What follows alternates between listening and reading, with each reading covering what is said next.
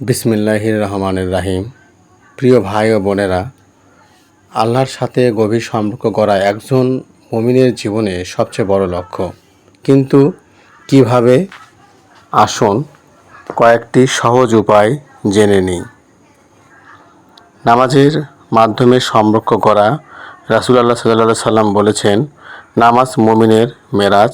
প্রতিটি নামাজে এই অনুভূতি আনুন, আমি আমার রবের সামনে দাঁড়িয়ে আছি। 2.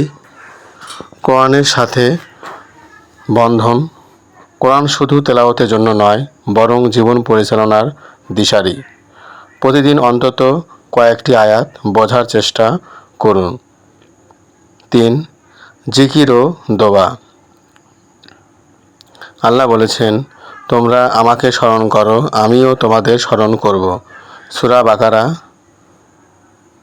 2:152। দিনের প্রতিটি সময়ে সুবহানাল্লাহ, আলহামদুলিল্লাহ, আল্লাহু আকবার বলতে থাকুন, এতে অন্তর শান্ত হবে।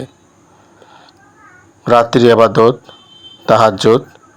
গভীর রাতে কয়েক রাকাত নামাজ মানুষকে আল্লাহর আরও কাছাকাছি নিয়ে যায়। আল্লাহর প্রেম তখন অন্তরে বিশেষ নূর ছড়িয়ে দেয়। ইচ্ছাকে আল্লাহর ইচ্ছার কাছে সমর্পণ।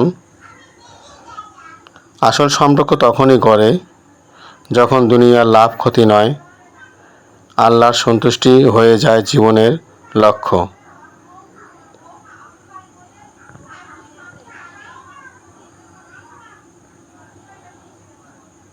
ভাই ও বোনেরা,